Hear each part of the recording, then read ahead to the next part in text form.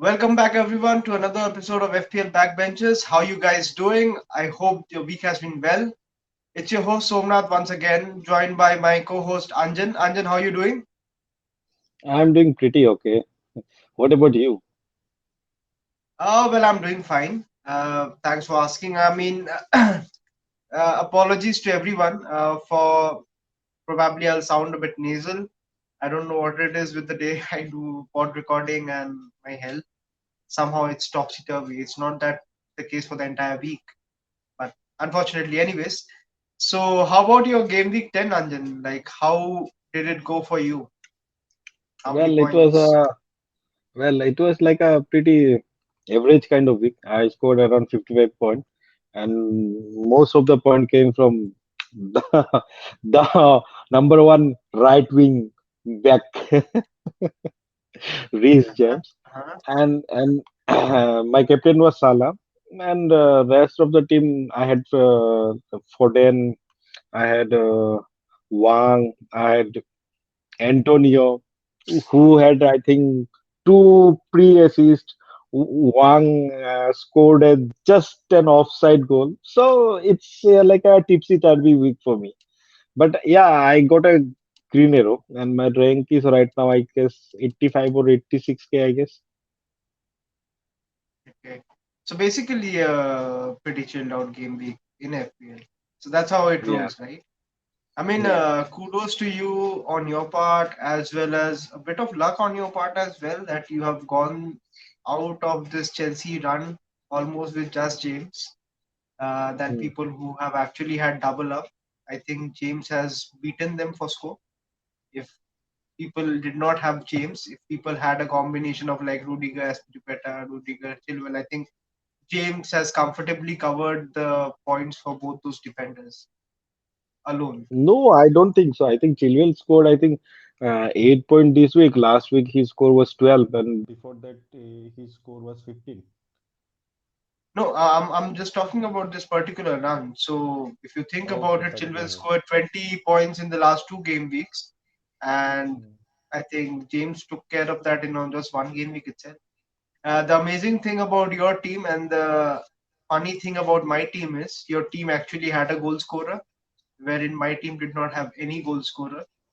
So yeah, that's about the state of the team. I had only two assists, no goal scorer. Ramsdale was my hero. I scored 51 points. I had taken a -4 hit, so effectively that was 47. Incidentally, I still got a green arrow. So that just tells you how my season right now is going. Uh, yeah, the basic culprits. Rudiger, Chilwell got me clean sheet. Uh, that was really annoying not having James. It could have easily been Chilwell, but yeah, that was not to be. Salah was captain for everybody. No need to speak about that. Havertz finally came in with some points. At this point, actually 6 points feels like a huge point from Havertz. So yeah, that He was okay. scored more than Salah this week, actually. Yeah, he outscored Salah. So yeah, kudos to all those people who took that risk for that 1 point gamble. Great. And my forward line, Antonio and Kane, nothing much to speak about there. So yeah, we will be moving on to the game week review. Before we do the review, guys, a couple of things I would like to mention. First of all, a very happy Diwali. Happy Diwali to everybody who is celebrating. So it is a festival of light. It's a festival, one of the prime festivals in India. So happy Diwali to everyone. Secondly, regarding our channel's subscription. So I just wanted to touch upon this. I don't like to speak about it a lot. Uh, I will just say that if whoever is watching it right now, if you are somebody who comes onto our channel regularly and I do watch our content, please give us a like button. Do subscribe to our channel because that helps us. Basically, that's your way of communicating with us that you're liking the work that we are doing. We are still not collaborating as to how many views we are getting and what our subscription for the channel is. So please do hit that like button and subscribe. It helps us to, it keeps us adhered to provide better content and do more for the community and FPL wise, right? So I just wanted to basically touch upon that. So let's quickly move on to the game week review for game week 10. So the first match itself, we should start. I mean, it was Leicester against Arsenal. I think, You should start off about it. yeah, I would not say I was. It was a freakish result, but it was a surprising result. First of all, the fact that Arsenal did not concede a goal. I mean, we all know by now that was a Ramsdale masterclass and whatever it was. But anybody who did watch the game, they can see that there were worrying signs in the sense that Arsenal scored two very quick goals. I think we dominated for a good part of 30 minutes and then we just went into a shell wherein we just allowed Leicester to keep on giving us attack and uh, we were just trying to absorb the pressure, soak the pressure. So in a way, Arsenal were kind of lucky to keep that clean sheet, but it also again then shows grit on the part of the team that they can actually envision and go for a clean sheet and actually achieve it against the team of the caliber as to how Leicester are, right? So yeah, I mean, I think it was pretty much for end of first half and the next second half, pretty much the Aaron Ramsdale show. So yeah, I just want to um, touch upon this. Aaron Ramsdale, I wouldn't say that he is the best keeper right now, but from an FPL perspective, if you are somebody who is wildcarding, who is having a doubt, who is not happy with your goalkeeper, I would suggest you move for Aaron Ramsdale. He is definitely the best pick in that particular price bracket.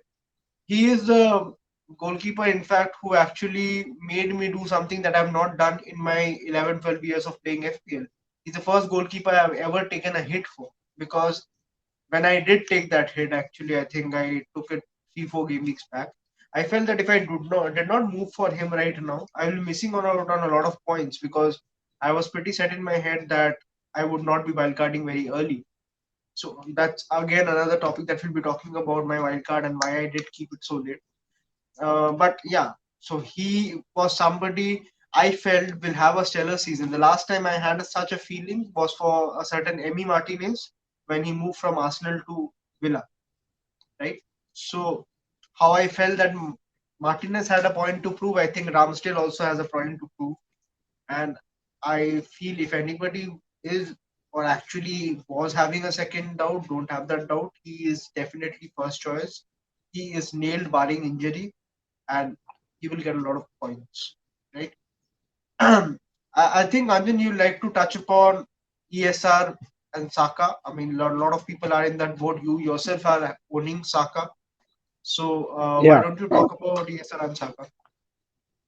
Well, I just wanted to say those who have Saka definitely don't sell. Probably not for this week because they play Watford home, and Saka has been getting lots of chances actually, no doubt about that. And I like one thing is that Saka and ESR both take corners on each particular side, so that's a very good thing. They would have this assist potential. And one thing I want to talk about Arsenal is mm, their strength in set pieces, like those party header and all those stuff. Like they have been showing a very good sign actually. And Watford, I feel like next particular match, it's a very good thing. I think we have turned around the corner as far as set pieces are concerned. I mean, I think even at the start of the season, I was like, why do Arsenal push for corners? Because their corners are generally not that good. Right? Why are they trying to run the ball out? Because the end product is not good. We have a better chance of scoring from an open play kind of a situation. But kudos to Arsenal, kudos where it is due. Actually, I rarely give it to Mikel Arteta, but kudos to him that he has stuck with his so-called process and so-called system. So yeah, as long as it is bearing result, I'm okay with that. So yeah, we do look much more effective. I mean, I think this is the second game week back to back. that we have scored from a set piece, especially from a corner, which is something that is not relatable probably to Arsenal. Regarding ESR and Saka, I think right at this moment, even with the fixture, I think I probably wouldn't be buying ESR if it's a question between a ESR and some of the other budget midfielders. I probably wouldn't be buying. But if I am have him in my team, there wouldn't be a rush to sell. So especially, I mean, see, there's no doubt that Saka probably is a bit more talented than ESR. ESR has his own talents above Saka, but ESR is much more of a like a confidence player. So right now he is on a streak. Probably that streak might continue. He might keep on scoring, but then again, you have to also understand that all his goals that he have scored till now, they have come from one shot on target. It's not that he's taking a bulk of shots and it's being saved, and eventually he's taking 3, 4 shots on target, and one of them is getting a goal. So his He's conversion right clinical now, basically. yeah, he's He's clinical right now. clinical So basically. his conversion ratio is right sky high as of now. It will revert back to mean. So don't go hoping into buying ASR with the hope that he'll be scoring one goal a game or one assist a game. At the end of the day, he's a 5.5 million asset. He'll behave like a 5.5 million asset, and the average will be there because his underlying statistics does not suggest that he is doing something way exceptional that should be increasing from what has happened from the past seasons, right? So that's about it. I think regarding Arsenal, one thing I have been saying, I did say the last week as well, and I think I'll add to that. Considering the next fixture, if you are somebody who is in the market for a punt or wants to make that ballsy move, who is looking to captain somebody barring Salah, I think Aubameyang is an excellent option this game week. For the True. upcoming game week, we'll talk about the upcoming game week. Basically, we have Watford home and Newcastle home, probably two of the best fixtures you can have in the season. Sandwich between that is Liverpool away, which is obviously a worrying fixture, definitely. But somehow, if you manage to propagate through that, those two are very decent fixture, and I really rate that Oba will be scoring probably very highly in this particular. There's a 15 pointer coming in the next 3, 4 game weeks from Oba, so just watch out for that. I'm really sad I cannot have. I do not probably have an easy way of getting him, but I would have really liked having him. Next was Burnley against Denford. This probably can be termed as a uh, freakish kind of a result. So I was listening to I think Alan and Walsh from FML FPL, great podcast. If you guys haven't heard of it, so they were funnily mentioning this, that this is like the baptism of a new manager coming into Premier League, wherein they have to experience Sean Dyche once. So regardless of whoever the manager might have been, if that manager has been a new manager in the league, be it a Jurgen Klopp, be it a Thomas Tuchel, be it a Pep Guardiola, they have all faced this from Burnley, wherein because essentially what Burnley was doing was passing the ball down the channel like a classic old style, and the striker was taking the run outside and scoring inside. So that is like unheard of in probably today's modern football, which probably an opposition person coming into Burnley does not expect. People come into Burnley with the mindset that they'll be sitting back a lot, they'll be defending a lot. So yeah, Thomas Frank was on the receiving end of it, probably, and the result and the performance probably took him by surprise, and he will come back as a better manager. I will not look too much into this, wherein I will be like wary about Brentford assets. I mean, I don't think, yeah, definitely David. I mean, sorry, Raya missing out is a big deal. The new goalkeeper probably will look time to settle in, but who of us was actually going for a Brentford defender, right? We were all gunning for a Brentford attack. So I don't think that will be much of a problem in the long run. Burnley, I think anything you want to add, Anjan, about Brentford before I Actually, move on? I no. Actually, I was just wanted to say, because I feel like MBMO was in the bench, but they were trailing, but he didn't come. So like Yeah, his injury probably is so like wait for the press conference if you are going to bring him. Like is I he don't like think completely fit or no? I don't think it was injury related. I think by the time I think he conceded 3 goals in the first half. Brentford had conceded 3 goals in the first half. I Hmm. somehow felt that probably Thomas Frank had given up this match in some ways because he was completely taken by surprise. And since Mbuemo was probably coming back from an injury, he did not want to overextend his assets because he probably sees the next few games as the fixtures to target wherein he can gain 3 points. But in chasing that particular game, which was already a lost cause, wherein they have considered 3 goals essentially to win, they had to score four or at least score three to match. Probably that overextension of players would have hampered his agenda longer down the line. So I think he chose not to involve Mbuemo in the mix of the game. I wouldn't read too much into it Probably.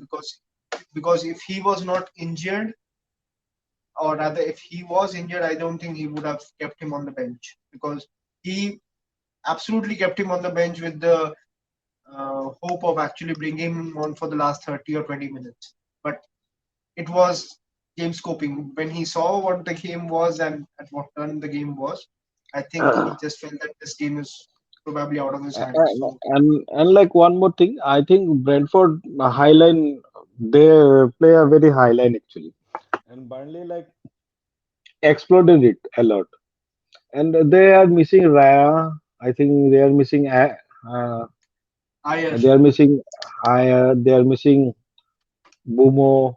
So I feel like they are like a part of a very solid team. So how their like replacement will work, that's a worry thing for me. But I feel like that, Brentford that's the would thing with the small teams, right? So the main team is a very decent team, but the replacement is absolutely shit. So they can't cover for up for the main team, like how we are seeing probably with Leeds right now.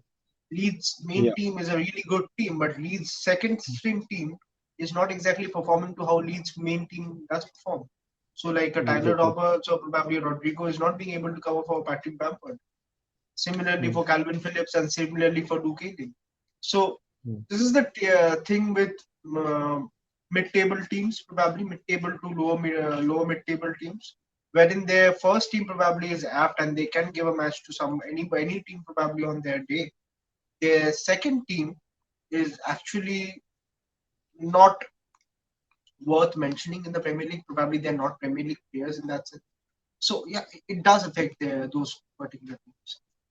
Speaking about Burnley, I think Burnley themselves have been generally not playing exactly as to how Burnley plays, and a huge part of that is due to a certain Maxwell Cornet.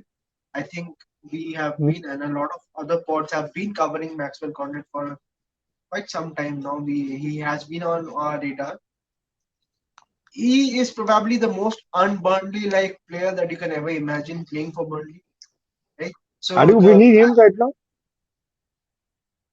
no, right now I don't think I will bring him in because I was looking at the fixtures. Fixture probably don't support as much, but yeah, in a few weeks' time he can become an option because then Burnley's fixtures are really plumb. So if he's still maintaining, the interesting thing is he is not completing 90 minutes in a single game whatsoever. So this can be Dyke protecting his only probably aggressive attacking asset. That can be a one thing, or probably Dyke is letting his main team or with team with Cornet uh, loosening the rein for the 60-70 minute mark, and then he's tightening the things. So it can be anything. It will be interesting to see how it develops. Right? He will obviously not be somebody can be foot in my mouth. I don't think he'll be somebody who will be scoring 20 goals, but he definitely is an exciting option. And as I said, it's something refreshing to see from a Burnley player for a Burnley team. In fact, so much so that with Cornet's presence, I think Luton has become a better FPL asset. Luton, in Okay. fact, has had 4 FPL returns, which is higher than Trent Four right now. again. Trend. Right? Yeah. He has scored, I think, he has given 3 assists, 1 goal. So it has eventually made Luton a better player FPL wise, when we don't consider Burnley defenders doing much. If it's not Tarkowski or it's not Denny, we don't generally go for the goals or something. But Luton is, due to Corney's presence, getting all those assists and getting all those potential assists that can be exploited. So do watch out for Burnley's fixture, right? Hmm. It will be getting on. Next, I think uh, I don't think Liverpool Brighton is something to worry about. Liverpool. Uh, I don't think there's much to talk about Liverpool. Interesting to talk about is Brighton. So I think Brighton wise, the good news is probably for people who are looking at that aspect, Lamptey is coming back. We all know, see, barring City, I think Brighton has not looked stupid this season in any of the matches. That is hugely due to the fact that they have a brilliant manager in Potter. So I don't. I see solid performances coming from Brighton's end. Kudos to them for actually digging themselves back into the game. Liverpool probably took it a bit chilled out, bit relaxed, wherein they felt that they probably would win the match by just turning up. They were doing that until the 30-minute mark or something. I think till the third goal was scored, which was overturned for a Mane handball. I think Liverpool were in cruise control, and then everything changed because I think Liverpool took it a bit too easy. It will be a good lesson for Liverpool moving forward because I think it will make their assets more sharp. There's No, nothing much to actually, talk I feel about. no. Actually, I feel like there are like defensive woes in that particular team of pool that can be actually exploited. Like how this Brighton team did actually. They like played a false nine and they kept Henderson completely out of this game. I think Liverpool are probably playing the most attacking football that they have played probably in the last 3 4 years, which Hmm. is why they are maintaining a very high line. They are Hmm. playing. I don't think Van Dijk plays beyond the center half, center line that is. So they are maintaining an extremely high line and they are doing that. So in that circumstance, probably they are looking defensively not probably astute as to the level of Chelsea and Man City.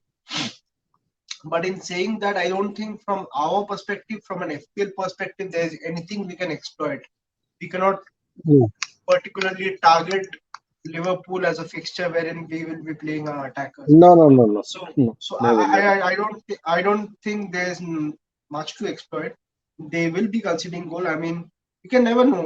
Liverpool's kept 20 clean sheet. I think just like 2 3 seasons back. So if not 20, I expect their clean sheet tally to be somewhat near that. So I wouldn't be too bothered about Liverpool. Brighton are a good team.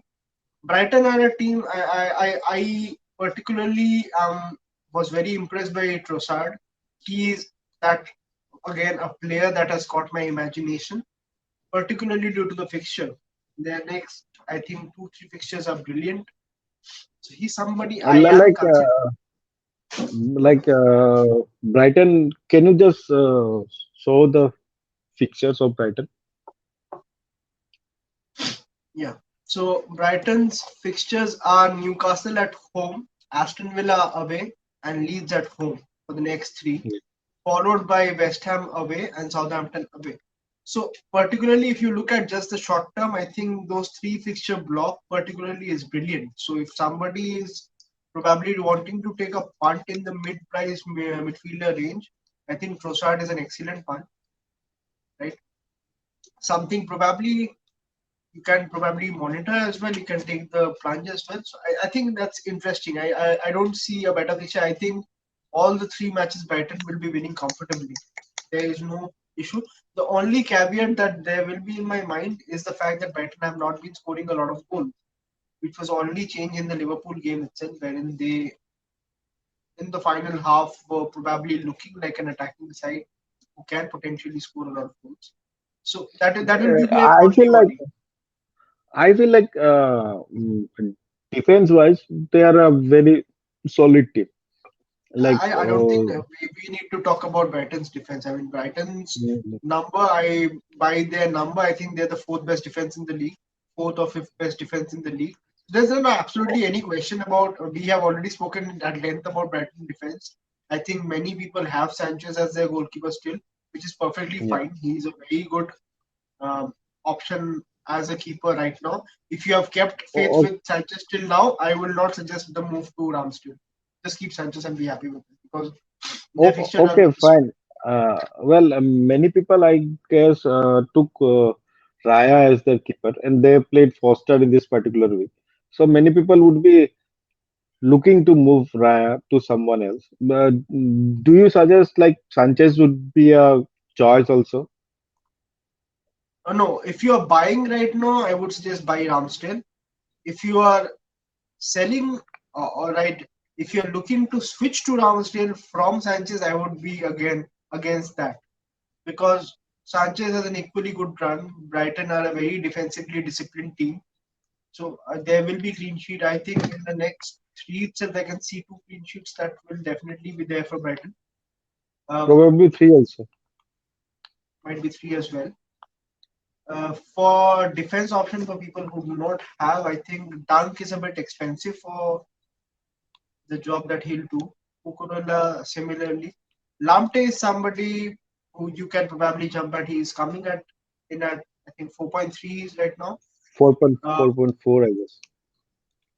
I think he's 4.3. I'm not sure. Somebody probably can Mm-mm. check and yeah.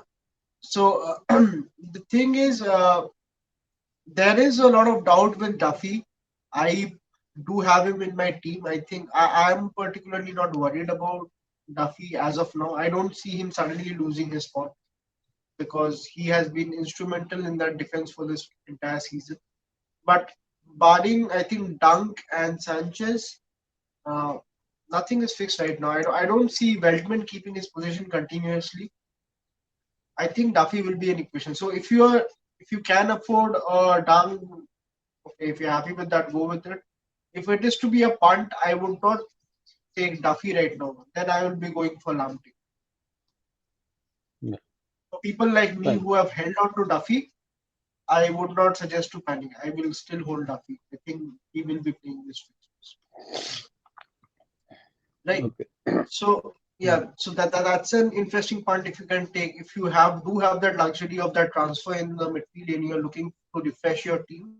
I think Trossard is an option that you can look at because we're not sure about whether Mope will play or not. I think Trossard definitely plays. No, Mope, I guess it was a tactical move. I feel like he would play. Yeah, it did suggest that it was a horses for the courses kind of a thing, but uh, we don't know if Potter will not continue with that formation, or then again we also don't know that he will revert back to with a striker up front. So that's something to be monitored if you want to do that. Regardless of that, I think Trossard will be in the team. It's just that his position will be changing. He No, will I play. feel like yeah, fine, okay. Trossard is a. I feel like he's a good option, but I feel like in that particular price packet, there are, I think, more better option than him right now. True, I do agree. Probably, probably yes, Bumo, probably. It actually depends on what is the formation and as per Yeah, according to your team. If you are looking to take a punt right now, I don't think ESR is the right punt. To be no. can be either Bumo or probably you can move on to. Anyways, I think we have wasted too much time on Brighton. To be honest, no disrespect to anybody. Let's move on. The next match was Man City against Crystal Palace. Uh, Freak result.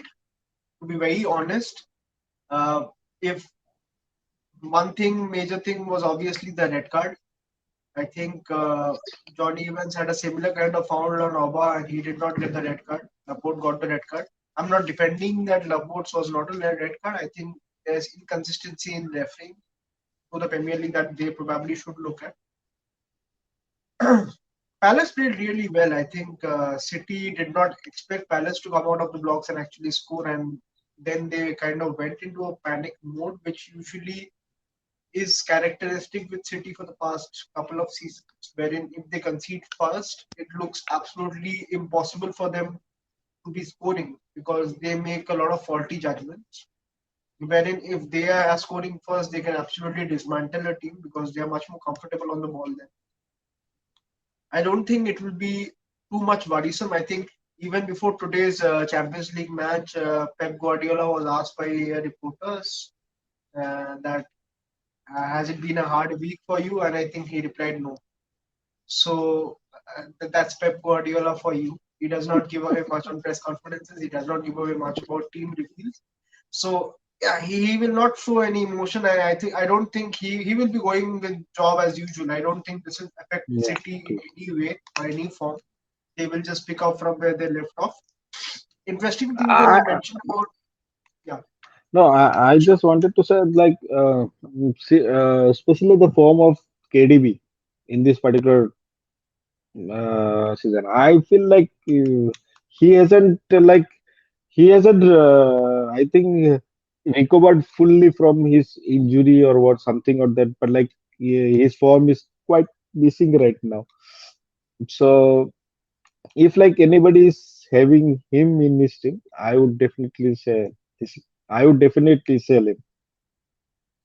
I think it will be a bit of a stretch if somebody who is actually involved into FPL and seriously playing who still has a KDB. Well, guys, if you do have KDB, absolutely sell. Even if it's for a hit, it is worth it. I would rather have Foden than KDB right now. I think KDB Loki has not been like an FPL asset, or rather a good FPL asset for the past 1.5 seasons now. It's not just like he's performing badly right now. He was not really at his explosive best even last season as well, I would add. Because the image that we have of KDB being the best player in the league and doing stuff, magical stuff, I think it was the season before that, and since then he has been continuously injured. I think he looks like somebody who can probably do with a rest, and he does need a lot of rest because we tend to forget that KDB right now is 31 years of age. He's not exactly an young footballer anymore. He his body will behave differently, and he will require time to adapt and do stuff. Right? Well, I just wanted one more thing to discuss. Like many people, including me, I have like double city defense. I just went for double city defense in game week 8 wildcard. So like people who have double city defense, what should they do? Should they like stick with it or should they like move to someone else like probably Chelsea defender or probably if I don't stretch far then probably a defender from Spurs. I think barring the Palace result, I mean, even if you do not look at the Palace result, I think City's defense has been absolutely elite. Their numbers have been a bit bad for the past 3-4 game weeks, but I think still they're comfortably the best defense in the league. I mean, sorry to say True. you're a Chelsea fan. I think they are better than Chelsea in the defense as well. Yeah, So yeah, true, true. now, if you are talking about particularly asset wise, Yeah. I think then the question differs because if you ask me, should I be owning a Diaz versus a Chilwell or a James? I think Chilwell and a James are a better asset FPL wise than Diaz because he will have a ceiling. Diaz will not give you much return. And even with lesser clean sheet and probably more attacking point, I think Chelsea defenders will more than cover. I do not see a world if Chelsea defenders, especially I'm talking about Ben Chilwell and Reece James, if they are playing 30 plus matches in the Premier League, I think. sorry, Chilwell cannot play 30 plus. But whatever is left, if they play majority of the games from now on till the end, I don't think they will not be amongst the top 3, 4 defenders of in the game. I And absolutely like believe that. and like okay, that would be like Chelsea part. Anyways, we'll talk. We'll talk about there actually this particular thing. Yeah, sure. So I will just like quickly as to what Anjan's point was.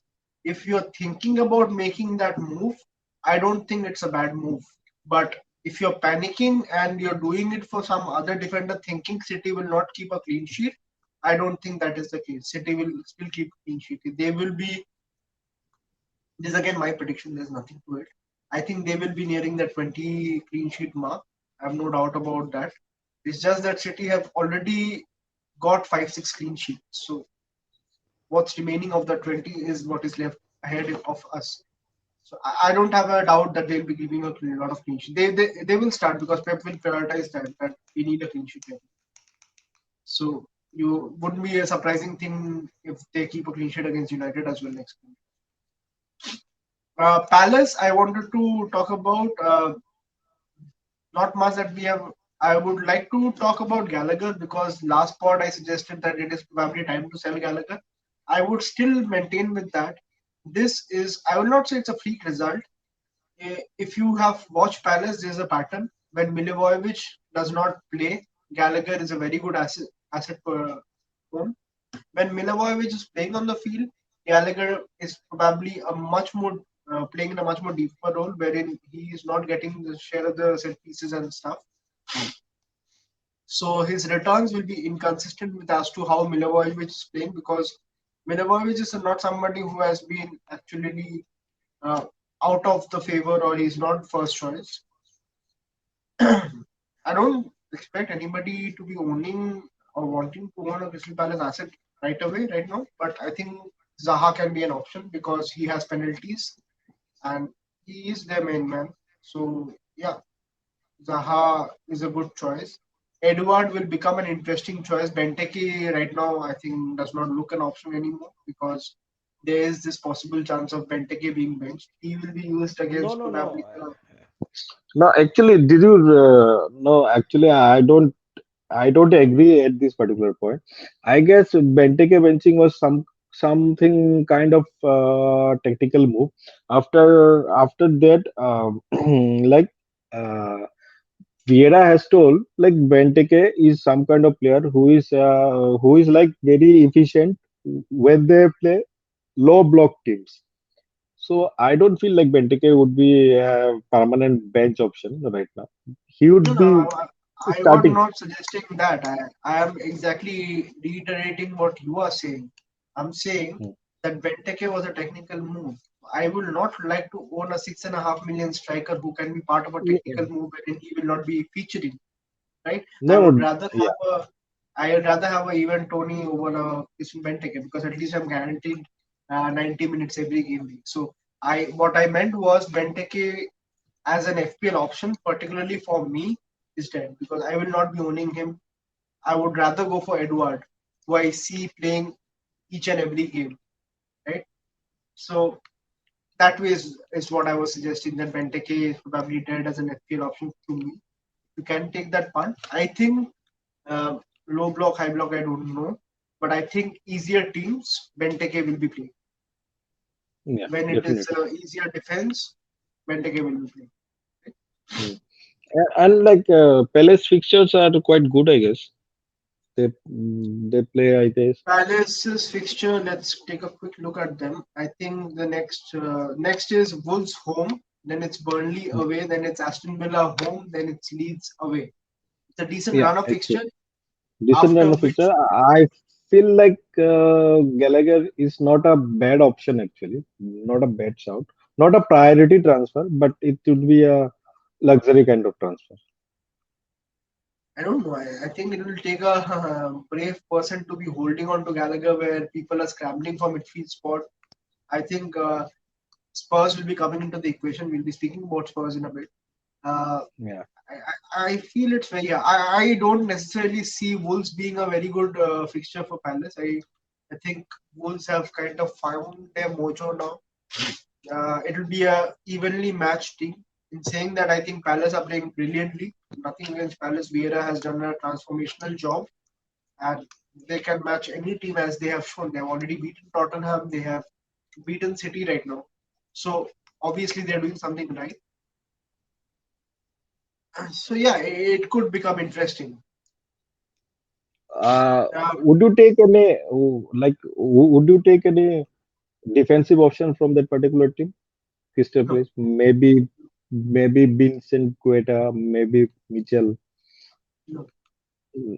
Like they But are a very. I don't think is enough. Considering I we have Ramsdale and see, we can add him as a potential candidate for the sake of it. But if we have to really go into the discussion, do you think would you take Guetta over Ramsdale right now? if probably if I was like wild carding, probably yes. I wouldn't have, very honestly. I it would have been either Ramsdale or Sanchez for me. I don't see because I don't feel like Crystal Palace will be keeping a lot of clean sheets.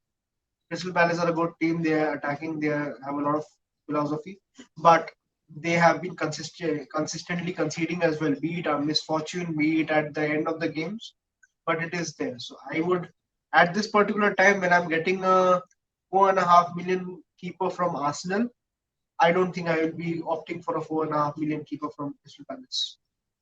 No disrespect. That's how where I am at as a manager and as a head coach. Let's move on to Newcastle versus Chelsea. Uh, I, everybody knows about these James and his pace, and Havertz finally gave point as we mentioned at the beginning of the pod. I wanted to mention Hakim Ziyech. I don't know how that is significant to FPL. I just wanted to say that I think he could have had a hat trick. He was playing really well. I think one was termed off due to offside, if I'm not wrong. Offset, One was offset. offside, one he hit the bar, and I think one The- or two were probably very good saves. So he could have had a hat trick, definitely. I would just come out and say this, even though I owned him. I think Havertz is a bad FPL option. I know you will not be, you will not like to hear this, Anjan in particular, but I think if you can make a case for selling him, I think you can sell him, even though it's Burnley home. I don't specifically from my purpose, I don't expect much of a return from Havertz, but I will keep because it's at home, it's against Burnley, and they don't have a striker or a number nine. But I think um, he is not, at least at this moment, a very good FPL option. And it's okay, guys. I mean, many people will be saying that no, a lot of people propagated about Havertz. It's okay. You in FPL, you have to keep on taking these chances because if things and scenarios would have been different, you would have come laughing at the end of this run. So don't be disheartened. Don't be discouraged to take such moves like Havertz in the future. If, for me personally, if I do get this kind of block, I will definitely again do this. If you would have told me again that Chelsea have this kind of run where Lukaku and Warner are not there, I don't think I would have. My decision would have been to go for Mount. I would have still gone for Havertz. So that's where I am at. We can just dust off and say that it was a bad move and we can move on. Right? It's a 38 long game week long game. Anything else? I think I don't see anything else we can touch upon about Chelsea that we have not already covered. If Anjan, you want to Chill, add something, I think their yeah, fullbacks chill. are good. Uh, Wait, just I just wanted to add something. Tuchel has said that Chilwell and James he thinks are as a midfielder, not a defender. That's all. they are yeah, they are particularly playing in a wing back formation, so they are midfielders according to Tuchel. He has further added on to go or went on to say, I will just say the gist, I don't remember it word by word. What he was trying to suggest is that James can be given a bit more defensive responsibilities where he can play as a part of back three. He does not see Chilwell ever playing in a back three because to him, I'm just drawing my conclusion. To him, Chilwell is a more free-spirited player going up front in the goal who is much more expressive in front of the goal. So he thinks that wing-back position is absolutely suited for Chilwell, and there is no chance of Chilwell actually coming back into a back three kind of a situation. So he does let Chilwell play that because he thinks that's where Chilwell is at his best. James, there's an option wherein he can play the centre back role as well. But again, his passing and his range of process, which we can also see from the game, has like drastically improved. So he's a much better player. Right now, if you do ask which is the better option, there is no easy answer to this, to be very honest. The only answer I can give you is this. From Chilwell, you might get from James, you might get cameo appearances. From Chilwell, the chance is less. So there might be those odd one pointers for James. There probably won't be for Chilwell. I'm Yeah, not I saying. just want. Yeah, I I just want to add something. like people those who don't have either of them definitely get one. Yeah, absolutely. I have no doubt. Definitely If get if if it is for this week, guys, one. just for this week, if you don't have any of them and you want to move for one of them, I would suggest move for James this week.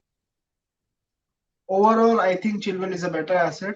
This week, I can almost guarantee that James will be playing the weekend. I'm not so sure about Chilwell. He might miss out because there's a quote floating around from Quote. last year when Uh, I feel Tuchel like did not. that was like Tuchel just joined or something like that. That Yeah, was I in do agree, but I think it's fair to the viewers to mention that this is yeah, something that sure. Tuchel had mentioned last year, wherein he said that he preferred to play Alonso over Chilwell in the Burnley match last year because of the height that Burnley players Yeah, possess, and he wanted to match that height over set plays. So again, as Anjan mentioned, that was very early into his Chelsea career as a manager. So mm, we don't know if there's much to read into that.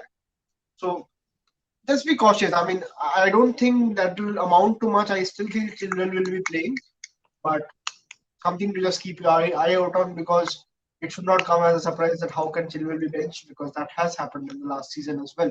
And when the time that he benched Chilwell, that time he was playing consistently. Before that. He was benched just for the Burnley match. So there is a possibility. For if it's this week, I will suggest buy James. So that's it. Let's move on to Watford Southampton. Not much to talk about this.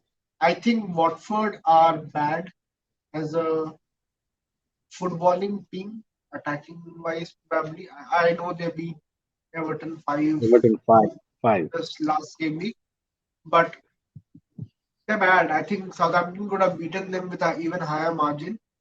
It was frustrating for True. me to see it as a non Livramento owner. Believe it or not, I'm one of them. And I don't see any way of me getting him ever again this season because I don't think the train has passed, but I think the price valuation is beyond me to take Livramento. I actually, for me, Livramento will be an upgrade on my defender, which is Duffy or probably Ben White.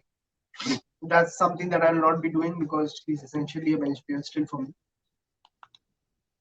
Adam Armstrong, Anjan, if you have watched the match, he easily again another player who could have had a hat trick.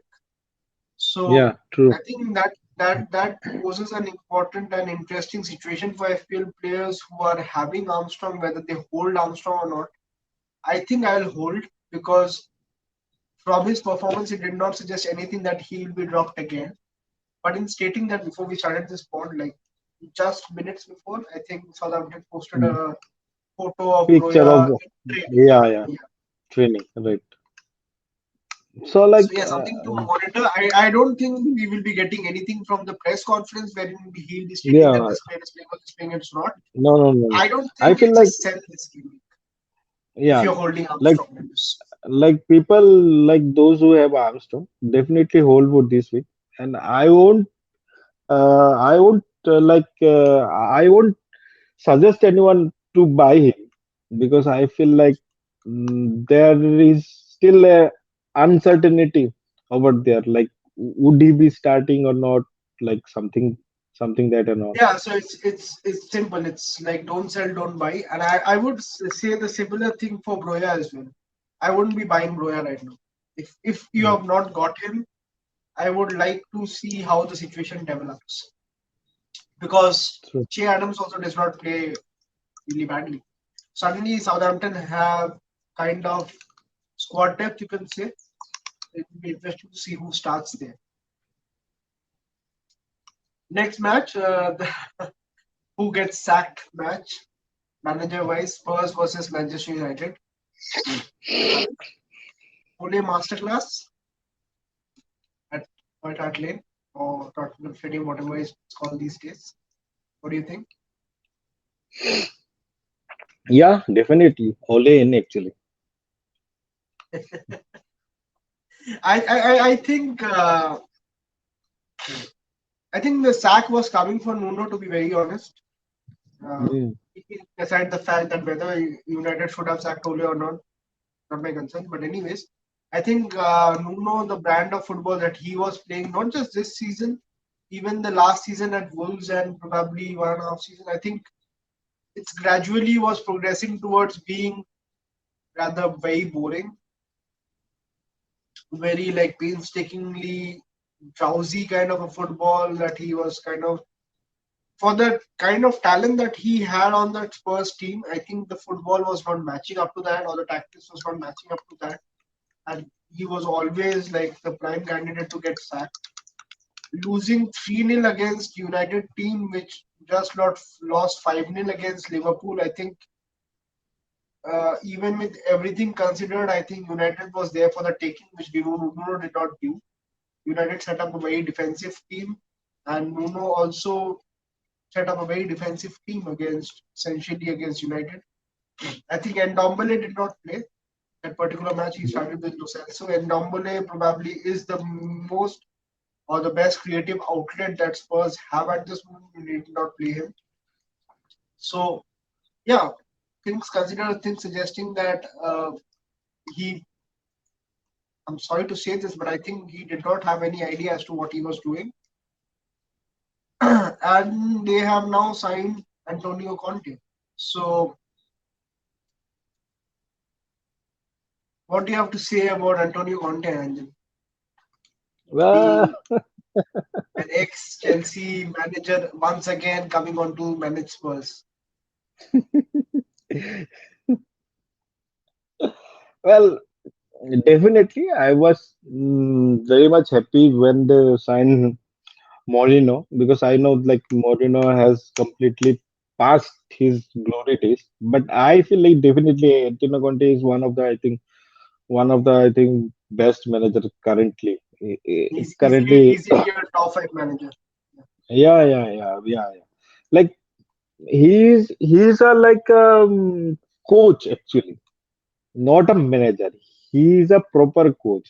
He like I just want to say something. Have you heard the name of Victor Moses? I guess. Yeah, So I like know where you're going with this. So yeah, you can definitely go ahead. like he was like one of the best right wing back when he was playing under Antonio Conte. So like he like he like I will just developed very interject. average. I'll just interject to this for people who do not get the context of why. I will just mention this. While Antonio Conte's team, while he was managing Chelsea, his left wing back, he played. He is essentially a manager who favors three at the back kind of formation, wherein he plays with wing backs, be it 3-5-2, be it 3-4-3, be it 3-1-4-2, whatever might be the formation. That's he generally prefers three at the back. Has experimented with starting with four at the back, but I don't think he has ever gotten success in that. So eventually, he is somebody who moves back to a wing back system. The left wing back was Alonso. Why Anjan is mentioning the right wing back position and Victor Moses, for people who do not know, Victor Moses is not a defender or a wing back. He was essentially a midfielder, a very average midfielder at that.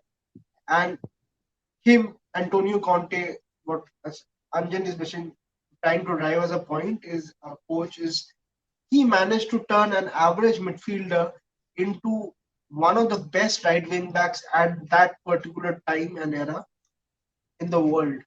So yeah, that's that. I just wanted to give a context to that. So yeah, and then you can continue now. So like means I feel like yeah, definitely he will like improve the team a lot. Now the fact is that who would be playing his back three, who would be playing his wing back. So that's a context right now. Mm, I feel like definitely two options are there. Son, Kane are definitely the best option, best outlet option because he like prefers always a big man, small man kind of thing. And I feel like Son and Kane are like perfect match for this particular So reason. And again to give you some context, Antonio Conte is somebody who likes to play two up front, whether it's a mm, number 10, number 9 situation or two strikers who are playing off each other. So mm, the kind of system that he plays, wherein there's a lot of perception about him being a very defensive manager. I don't think that's never, true no, no, because no, no, the no, no, no. season that he managed for Chelsea, I think his We front two we were score Eden Hazard and Diego Costa. I think Diego Costa scored around 20 goals. Eden Hazard, if I'm not wrong, and scored around 17 goals, if I'm not wrong. 17 goals. Yeah. And like And second season, it was Giroud and Hazard. I think Hazard scored 19 or and Giroud yeah, scored so another it was 15, a 16. not just a bulk load of goals, it was a bulk load of assists as well. The interesting Yeah, thing about exactly. Conte is also it is not just dependent on the striker. So probably every member of his team have the potential of scoring once they, so it's a very progressive kind of a football. People generally perceive it as a counter attacking style. It's not. Let me just assure you about that. It's just that his tactics are to draw the opposition into an area where they can easily counter attack. So there's a difference between sitting back. They tend to pass in a way wherein the opposition team will face a counter attack from his team that he is managing. So that's one thing I wanted to mention. Second thing about two up front, the kind of he always has a partnership up front, be it as we mentioned Hazard, Costa, Hazard, Giroud. If you go to Inter that he managed, it was Lautaro Martinez and Romelu Lukaku. So this has been his trend. For that kind of a role, if he does re-execute that in Spurs, I think Harry Kane and Heung Song are tailor-made for that particular kind of a role. What Anjan is trying to suggest. Uh, Not saying that that is what will happen, but that is supposed to be what happened.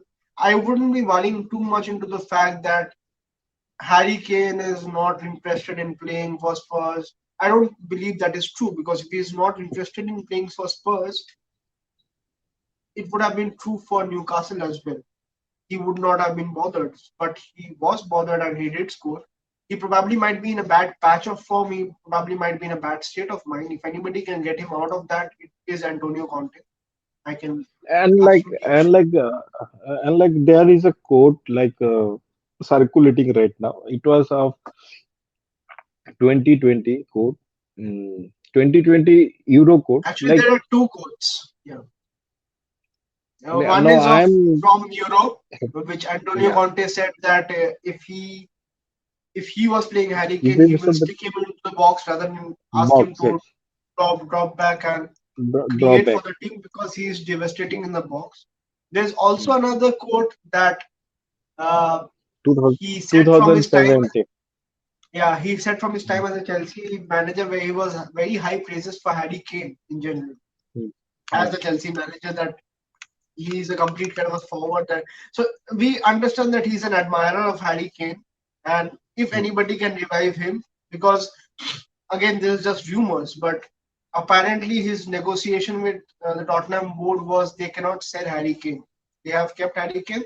They should keep Harry Kane, and plus he wants transfer budget to revitalize and basically reinvent the team. So I think if somebody can make Harry Kane work, I do believe that Harry Kane will come back because he wants to play. He was probably a bit, I don't know, less enthusiastic to and play under Nuno as a manager. and Moving and back like to the and yeah, and like one more Thing of Antonio Conte, wherever, like wherever he has gone, he had developed a certain relationship with that particular striker. Those particular striker has thrived definitely. Be it Costa, be it Lukaku, absolutely. Yeah. they everyone have thrived. Uh, So I feel like Harry Kane would be a definitely a very good option right now. Probably. Well, both of us particularly hope that because we both spoiler. I mean, there's We no both spoilers. own the We both own Harry Kane. In saying that, I think Sun also will definitely yeah, be a yeah, very good option. I think if you have to ask me objectively, I will say Sun is probably a better asset to own right now than Harry Kane, considering everything and how his form and everything is going. As per to the yeah, fact that we'll be playing three at the back, I will just quickly cover this. I think it probably can be Romero and Dyer. There is a dearth where as to who will play the left-sided centre back. So that can be Tanganga, that can be Davinson Sanchez, that can be even Ben Davies, who actually does play that particular role for his national team. As per wingbacks, I think Regulion might be the one who covers that right wingback, sorry, the left wingback position. The right wingback is interesting because I think Emerson Royal is somebody Conte wanted to sign at Inter. yeah, So he might be an option. There is Doherty. There might also be a factor, as we saw from the Victor Moses example, that he might turn probably a Bergwijn or a Moura into that right wing back Moura role from actually. right. Yeah, So that is something that needs to be watched out for. Right? I feel like eh, definitely it's a wait and watch. Just see his next match, I would say. And for people who And don't know about him, he is a brilliant manager. I mean, he managed. I think this has been extensively covered in the community as well, especially by Gian Butis. He's a guy you should go about Italian football and Serie A and everything.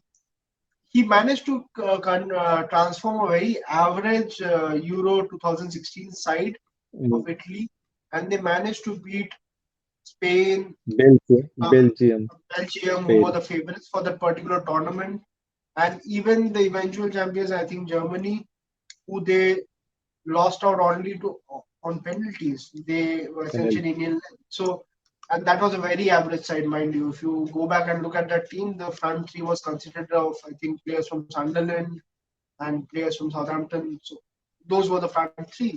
So and I think Sampdoria, Sampdoria. So Sampdoria. so yeah, he's a brilliant man manager. He's a brilliant coach. The interesting thing about his seniority as a coach till now is that his transformation is very quick, right? It has been generally, he absolutely takes very less time to transform a team. So it's not that wait and watch and everything. The only caveat to that is this is the first time that he is taking over a team mid-season. He has never done that. He always gets the preseason.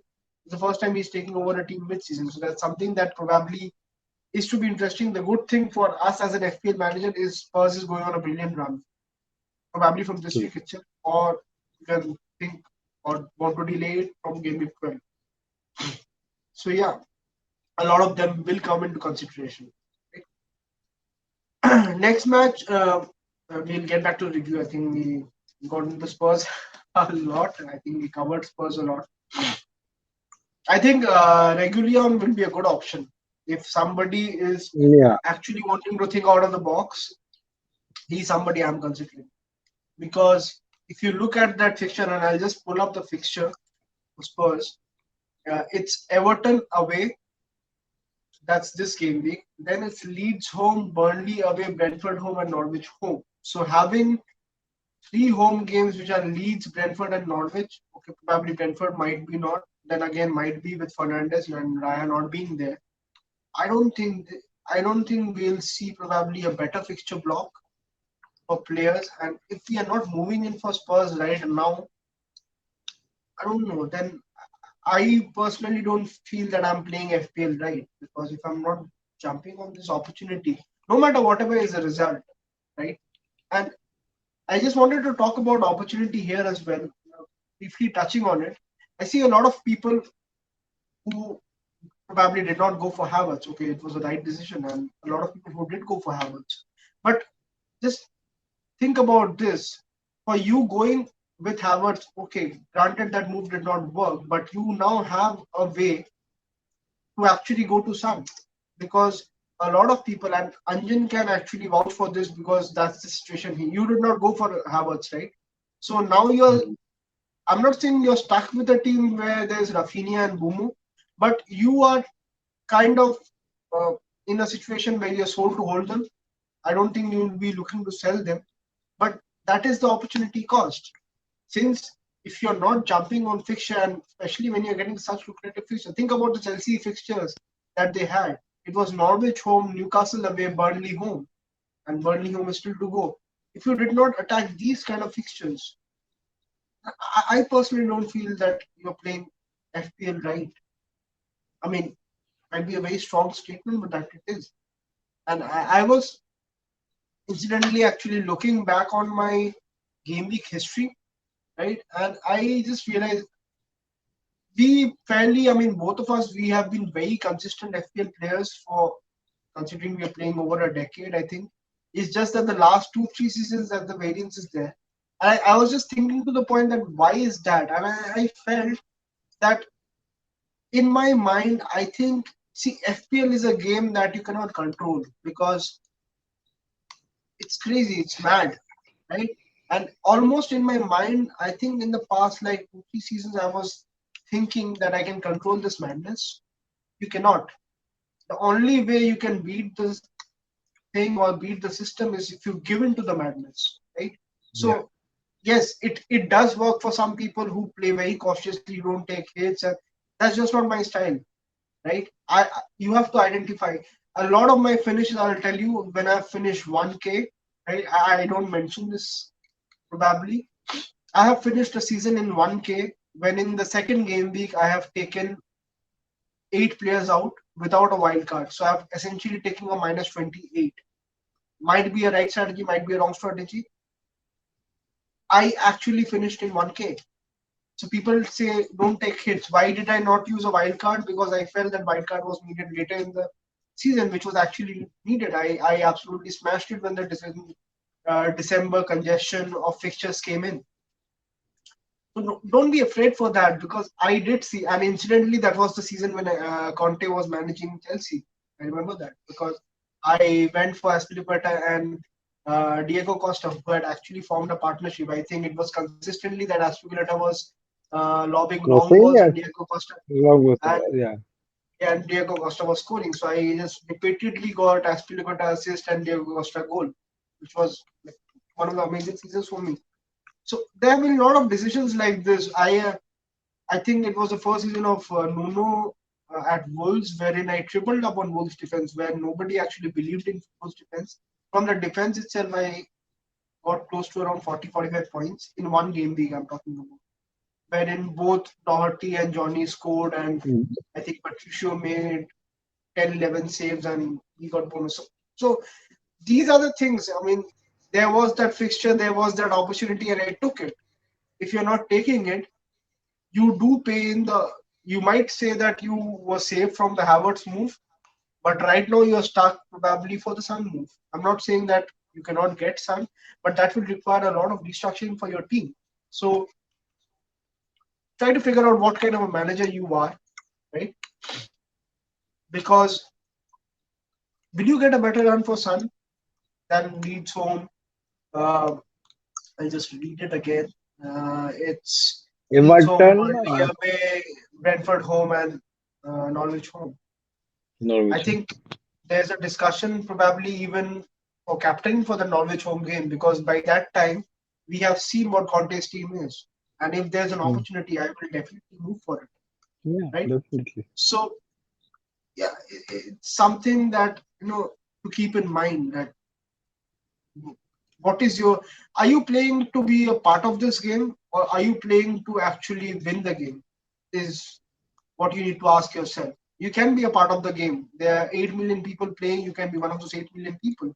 But if you're actually playing to win the game or win your mini league or win, you need to make these kinds of moves. I mean, enough with all the worry in the world whether Spurs will turn up or not. What's the worst case scenario? They don't turn up. But think about this. I'll give you even a bigger, like a macro kind of a strategy. If you don't move for Sun right now, or rather, if you don't move for Sun right now, and if you're holding on to your Rafinha or your Bumu, come game week 15, 16, you don't again have a spot to move for a United midfielder. If you want to move for a, probably a Bruno or a Rashford, how you're getting that? Because then your inclination would be probably to get Cristiano Ronaldo. Granted, he's an absolutely beast of a FPL asset. But do you think Cristiano Ronaldo will be playing games every 2 day in the December congestion period? 36-year-old player? I don't think so. That time, I think Rashford becomes a much better option. But then again, since you do not move for see the link like Kai Havertz, you do not move for Son probably right now. You cannot move for Rashford because it takes a lot of restructuring of your team. And like many people, you are in a situation where you don't have a wild card. So just think about these things when you are doing strategizing whether you want to move for a player. Think about it whether the rank is important for you or the hit is important for you. People might see that I take a lot of unnecessary hits every game week, but I'm trying to attack the fixture actually. Right? Other than that, what are we doing in this game? Do you like disagree to that? And then what do you feel? I felt that there's something that needed to be said. No, no, no, no. Completely agree. Anyways, so I think Norwich against Leeds. I think Leeds just did enough.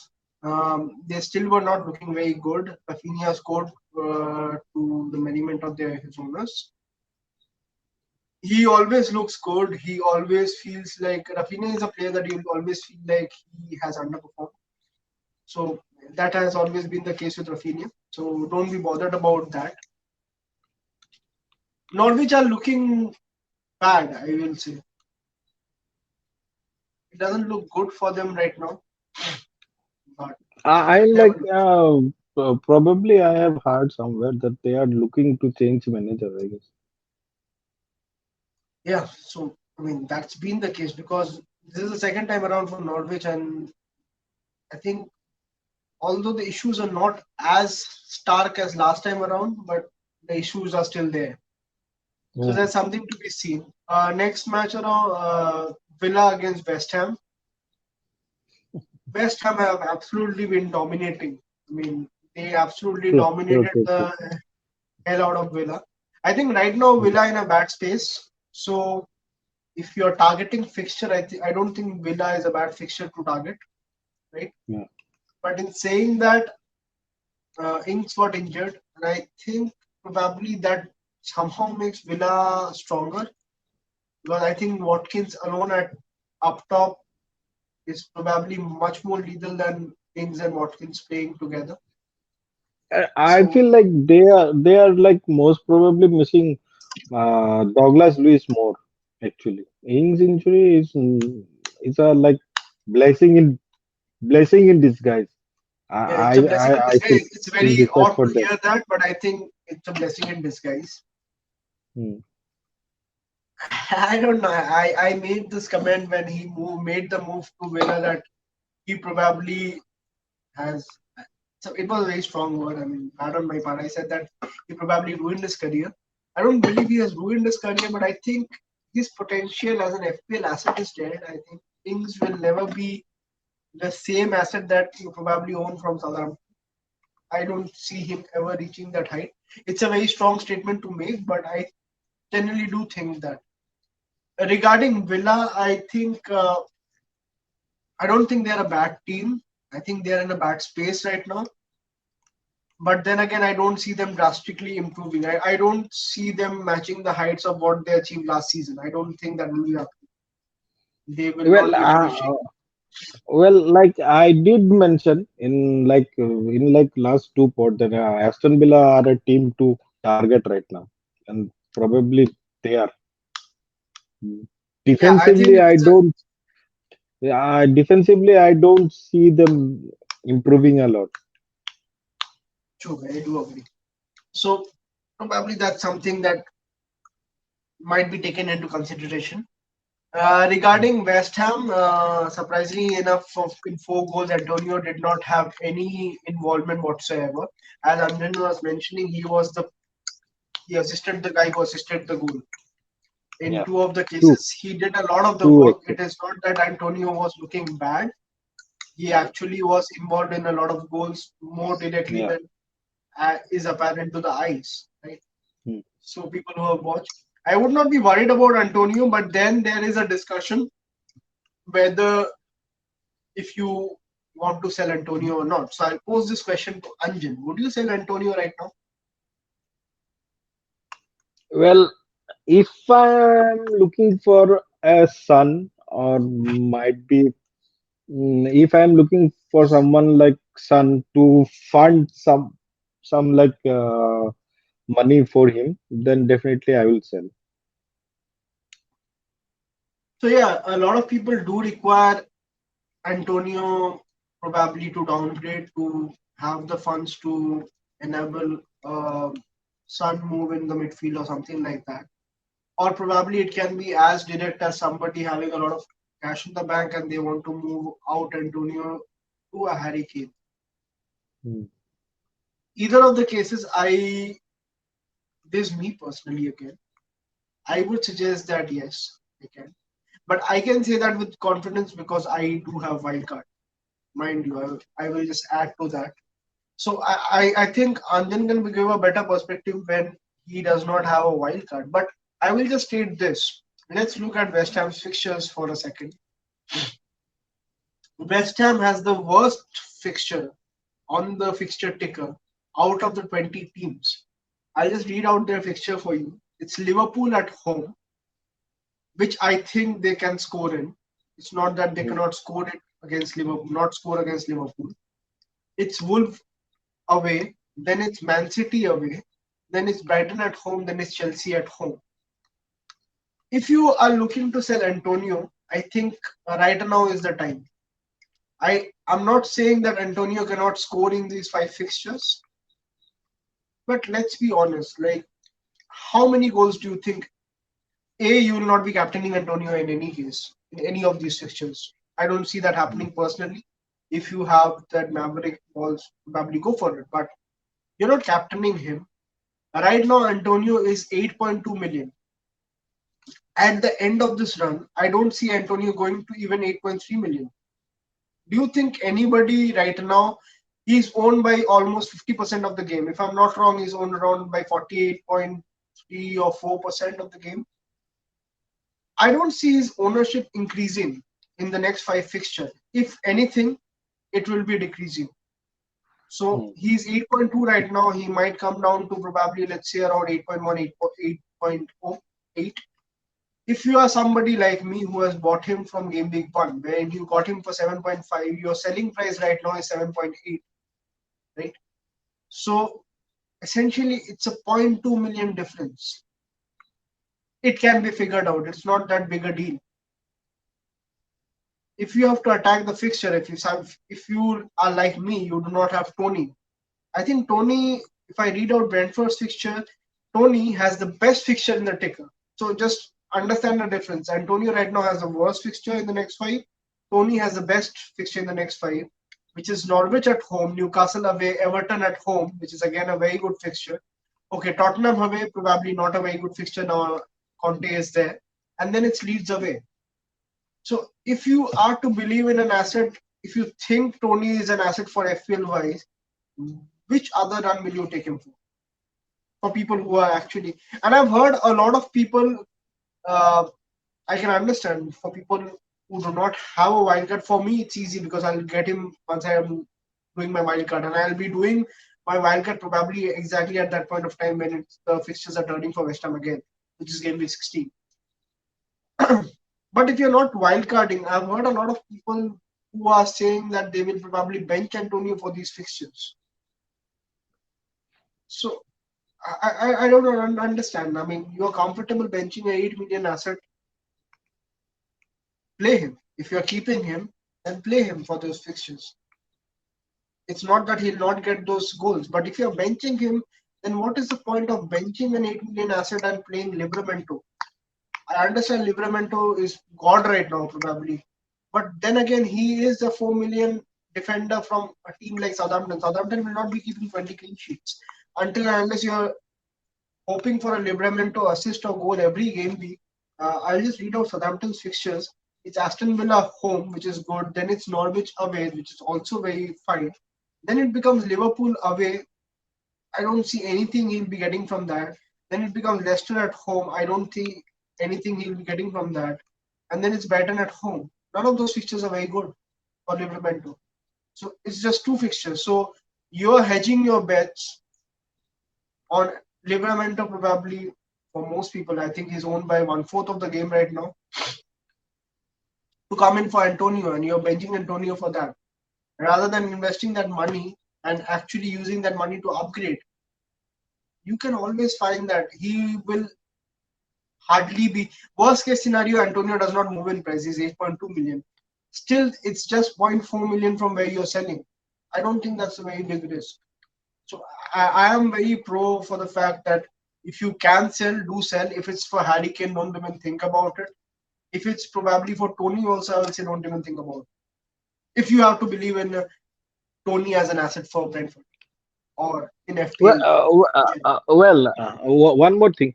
Like people, many people have uh, like Bumo as an option from their attack for this particular run of fixture.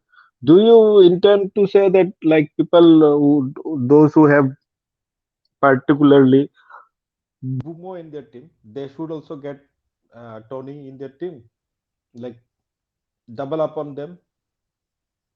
I'll pose you a different question. So let's say if Liverpool had this run wherein Mhm. Liverpool had Norwich at home, Newcastle away, Everton home, Tottenham away, and Leeds away.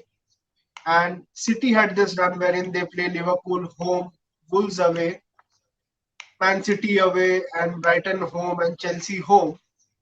Would you have kept Salah and KDB, or would you have kept Salah and Mane? Mm, Probably Salah and Mane. Yes. There lies your answer. I mean, if you're thinking that the fixtures are good, why not attack those fixtures with a double up? What's the harm in a double up? We we are essentially trying to cover all fixtures, but then in that case, you are basically reducing your odds. What happens if Brentford scores and Boomer does not be a part of that scoring and Tony scores a hat trick? You miss out, right? There might be a similar vice versa situation where Tony does nothing and Boomer scores a brace. I don't see any harm in doubling up, especially for that fixture run. And then you can obviously move on to some other asset and they will you're not taking it for eternity. Guys, understand this. When you're taking a player, taking him until you change that player. It's not that it's a bond that you're taking till eternity that gave me 38. I'll have to keep Tony and Bumo.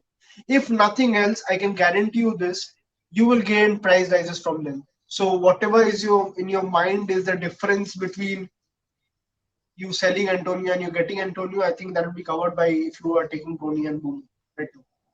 They will rise in price in that particular run.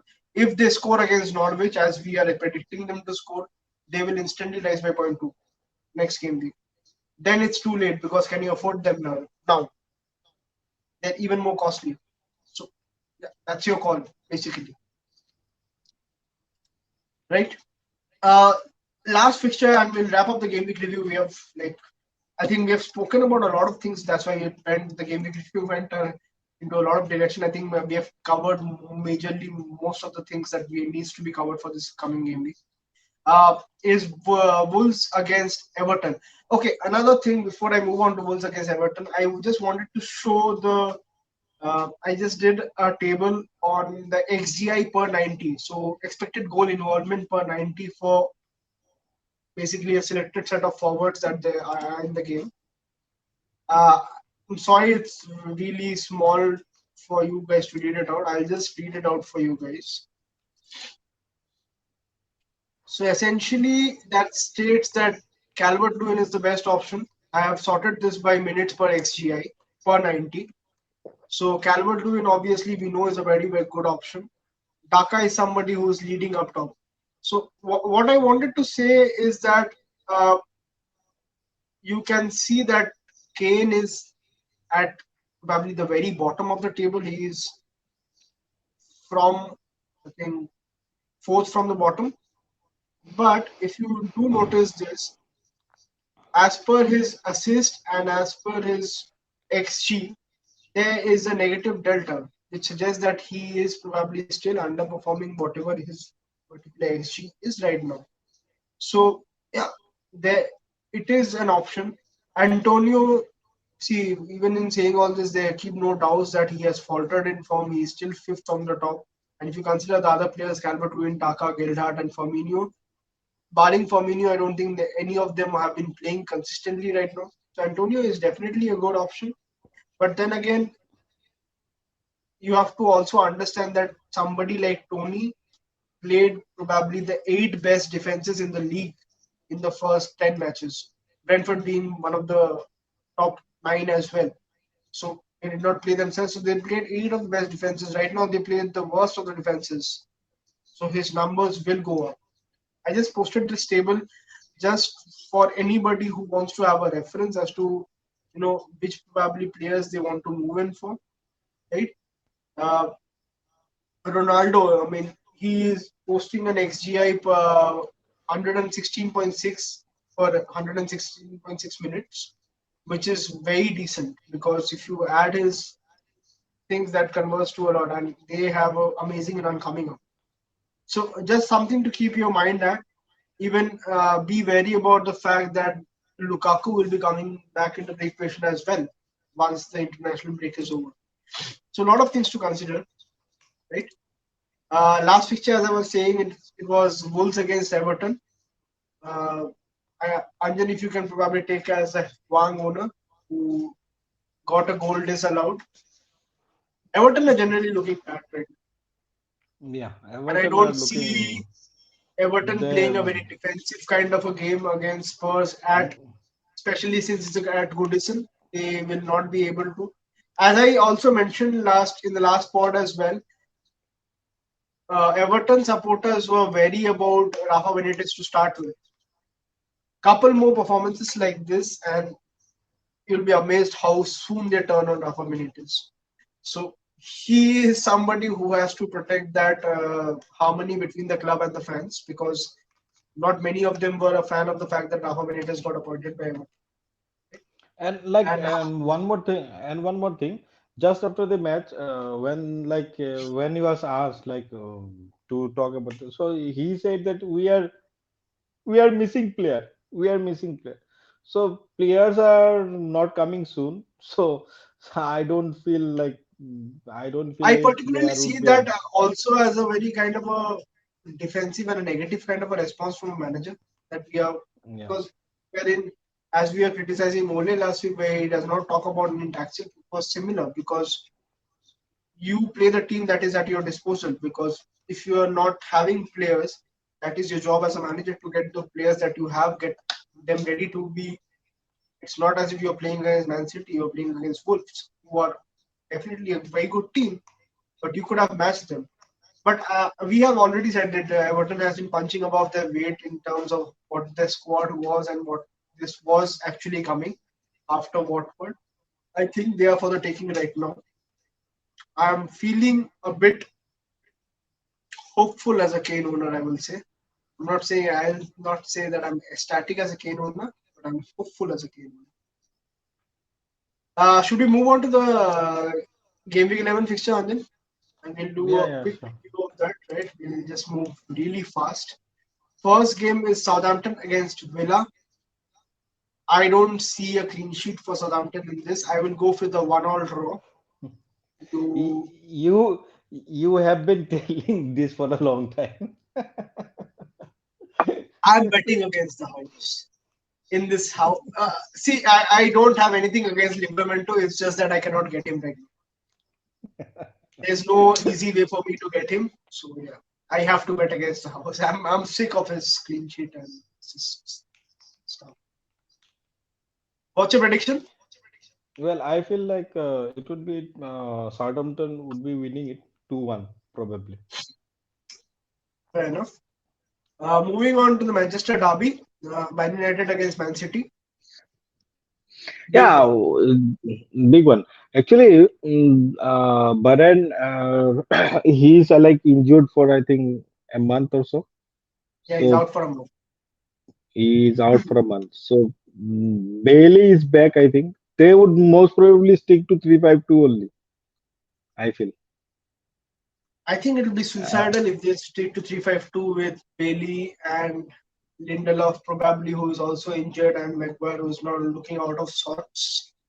So if they are sticking to 3-5, I don't see in my mind. I think City will win this. Uh, I uh, I feel like City would win it 3-1 probably. I'll go for 2-1. I'm just curious as to whether City will keep a clean sheet or not. Because right now I'm benching Cancelo in my team. So that is a deliberation for me whether I should I play don't Cancelo. think. No, I don't think City would keep a clean sheet. I feel like Ronaldo would definitely score. Like Ronaldo is in particular form right now, and like he is okay. Fine. Nothing to say about him actually. I feel like He's a big Ronaldo would score. Hmm. he's a big match player. Anyways, we'll discuss that Hmm. about when we discuss our team and transfers. Brentford Norwich. Brentford, Norwich. Uh, I feel it would be Brentford winning it comfortably, probably 2-0.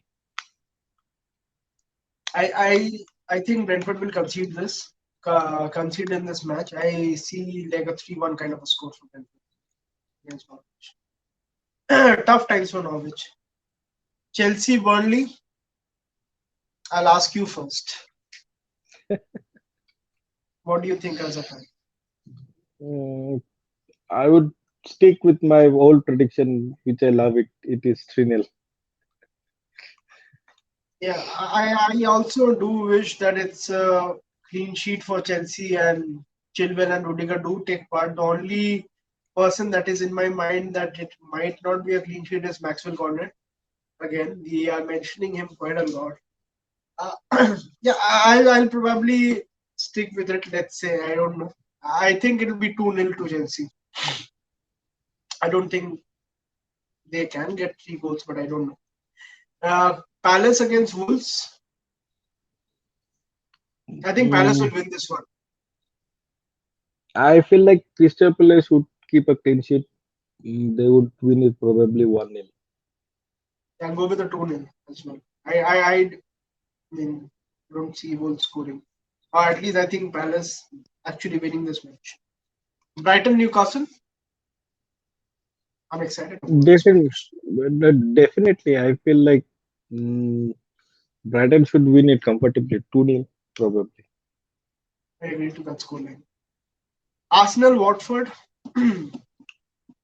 You should This predict is it first. the before this match. This is the punt if you want to take. If you are betting against the house, which if you are thinking about betting against Mo Salah, I think Oba might be your man for this game week. Yeah. Uh, yeah, you were saying scoreline Arsenal against Watford. No, I was saying it's your team. You should stay. You should say fast. I think it'll. I when it comes to Arsenal, like I don't think I hope as well. I think I hope it'll be a 3-0 kind of a match for Arsenal. Brace. Somebody brace, I guess. Might. Oba. Oba probably. See, Oba has this thing about which you also have mentioned quite a lot of times to me as well, that Oba against smaller team at home is Mm. generally, I'll not say it's equivalent to a haul, but he generally does well against those teams. Yeah. Against Watford, if I'm not mistaken, he has scored, I think, 6 goals in 4 matches.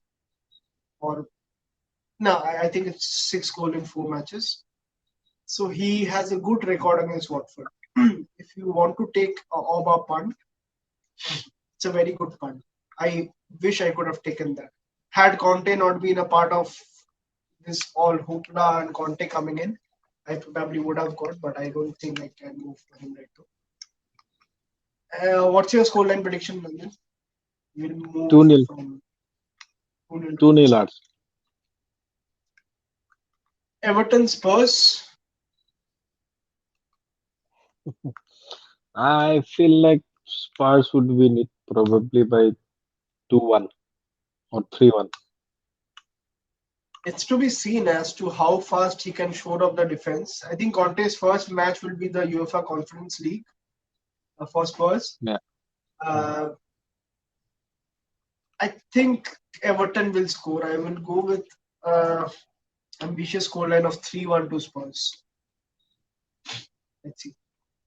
Leeds Leicester. I think Leicester will win this one. I feel it'll be like 2-1 or 3-1 to Leicester. 3-1 seems to I be very good predict for the scoreline this week. I predict like it would be a probably it would be a 1-1 kind of draw. I don't see a draw happening. I'm fairly sure Leicester will win this match. I think Leicester should bring Daka into the conversation. I think he's probably at a much better form than Jamie Vardy or Nato is. And last match of the game week, West Ham against Liverpool. Uh, it's a I'll very say difficult match to predict. It's a very I'll difficult match say to predict actually. I would I think West probably Ham go, scores yeah, and with Liverpool. I will Liverpool. go with 3 goals, 3 goals to one again. It's 3-1. I think they have I feel like predicted 4-5-3 goals this game. it would be 2-1, 2-1 because I don't feel like West Ham defense is a very pushover defense. You just can't. It's not. It's not very solid, but it's not a pushover as well. In saying that, I don't know if something like last season. Apart from that, I don't see a world where Liverpool will lose this match. They'll absolutely win this match. They have won today's match as well. I think the Champions League. Both Liverpool and Chelsea, City have comfortably won their Champions League tie. So there will be confidence going into this match. I think will be quickly. Anjan, your captain. Will it be the match that you're not confident about that Liverpool will be against a Mm, pushover West Ham? no way. I'm Salah would be my captain definitely. Well, my team, yeah. mm, if you want to talk about my team, I have done a transfer already. No, no, I did. moved on to. I'm not moving on to our teams as of yet. I was just saying about the fixture part. For Okay, okay. you, the captain is Salah. Who do you think generally is the best captain this game week? Mm, if you ask me, I would think probably if you want to take a punt, you can take a punt on. I think Ova is a very good punt, definitely the best option. And if you are punty enough, then you can captain Reece James also. I think James is an option. I think many people own Vardy. Vardy is an option against Leeds. But yeah, much like my friend, I will also probably be captaining Salah. Guys, look at this. This is how terror looks in the modern day and age. That 124-point fall has basically screwed with our minds so much, we are actually afraid of moving away from Salah because the fact that he did that to United, that's the main problem. I don't think by a country mile he is the best captaincy option, but I probably will captain him considering the form that he is in. Let's move on to your team, Anjan. If you can read it out for our viewers or rather our Yeah, listeners. actually, I did already a transfer before all this Conte thing, no nothing happening. I did it on Sunday most probably. I did my transfer. It was So Laporte to Chilwell. you had two free transfers, right? So you have used one of Yeah, them and you have moved yeah, Laporte to Chilwell, which is fairly a Chilwell. very uh, sensible move on paper, at Mm. least. You already had Ah, James and you have moved for Chilwell. So if you yeah. what's your team right now? Well, my team is Ramsdale in goal. Rounds. My Ramsdale in goal. My defense are Chilwell, James, Cancelo, Livram, Trent, and my midfielder Foden, Salah, and Bomo and Saka. Saka, and my forward are Antonio and Kane, and my bench are probably I'm benching Wang, Livramento, and Brownhill. Okay, first of all, you're not tempted to play Libramento over probably let's say Cancelo. No, I'm not actually. Okay, are you making any other move apart from this, or this will be your team? Mm, I am thinking of removing Antonio, but probably I would wait for a week to see how Spurs play actually. Then, if I feel like But you Sun, already have Kane, right? yeah, I have Kane, and I said you, if this happened,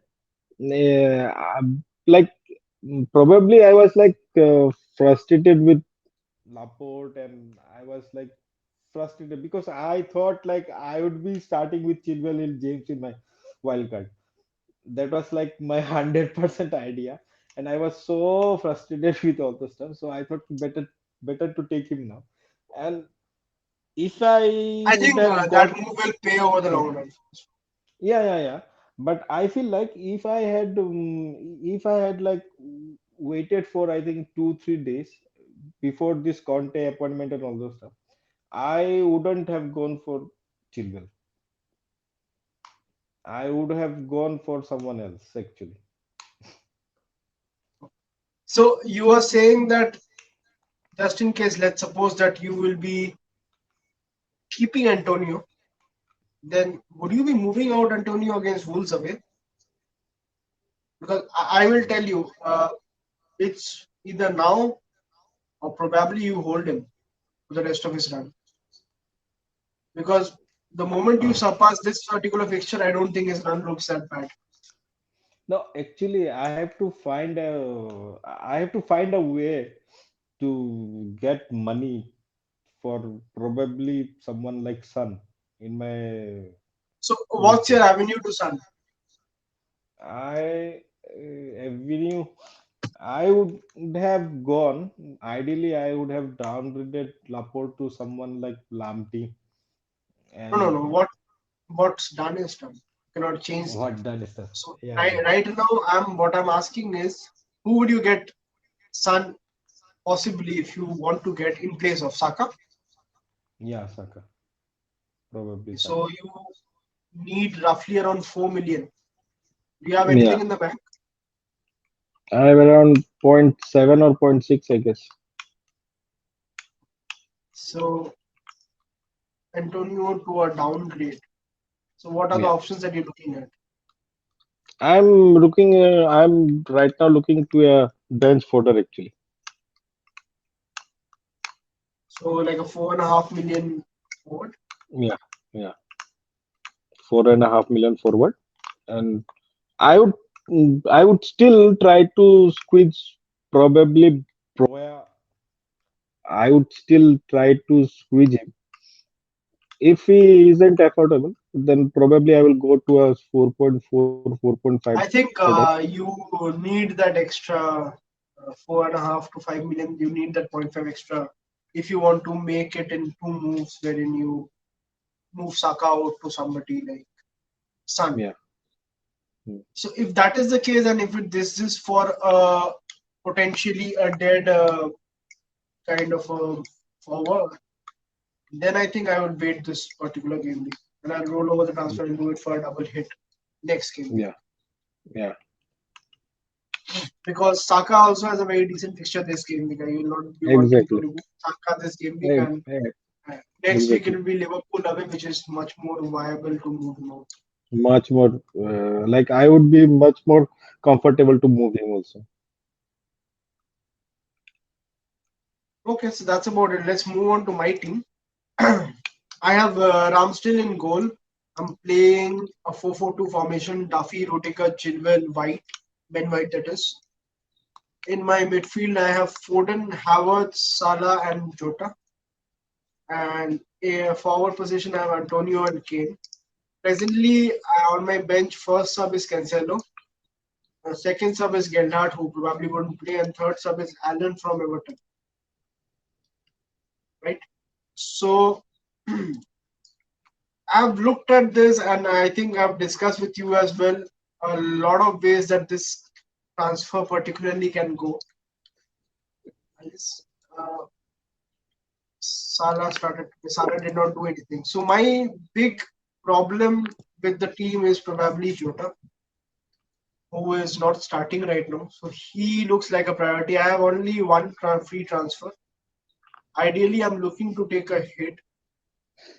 I am looking to downgrade Antonio to a Tony, and Jota, I was considering. I'm between whether I should go for Bumo or Trossard. I think I will eventually end on Bumo.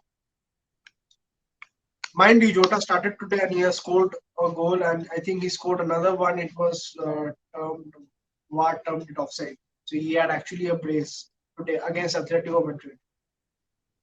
I don't know why he's not much more consistent. And after this fixture against Burnley for Havertz, I think I'll be moving Havertz out for Sun. It also gives me a week to look at him. So the long-term planning is Antonio to probably a Tony, Yota to probably a Bumo, which will obviously fund my move for Havertz to Sun. Also, I'll have probably 1.3 remaining in the bank. If I want, I think, or something around close to that, if I can upgrade Ben White to probably a Regulion, which I will be looking to do, or else I can also downgrade Rudiger to Regulion, which I don't think is a bad move. Do you think that's a bad move? I downgrade Rudiger to regular. No, I don't think it would be a I bad don't move. think it's a bad Prob move because no. uh, I think getting James, I can probably get James over my wildcard as well. But And I don't know. one more thing I wanted to ask, like, you are like skipping Trent. Yeah, I'm not skipping Trent. It's just that I cannot get Trent right now. I am every week. I'm very terrified about Trent.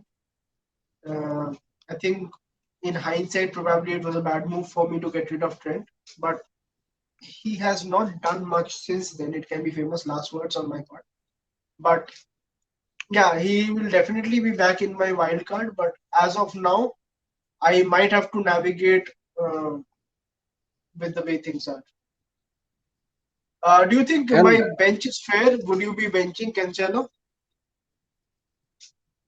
mm, Or rather, let me pose you a question. Do you think you will play Cancelo over Duffy, who has Newcastle home, and White, who has Watford home? probably no. I think I like the look of my defense. My entire defense is playing at home Probably for no. goalkeeping purpose. Probably no. I won't be playing Cancelo over Duffy or I guess Ben White. Uh, it's a tricky situation actually. I feel like See, how both. my team is lined up, I probably don't need to take a hit. Mm. I can easily manage a 11 without a hit, but I think the Norwich fixture is there to attack, and I will, if Denford do score 3-4 goals, I don't think I'll be able to say sorry to myself for this passing the chance. I think it's a good fixture. Target. Yeah, definitely. And like one more thing, I just wanted to ask: when are you planning to play your wild card? Actually,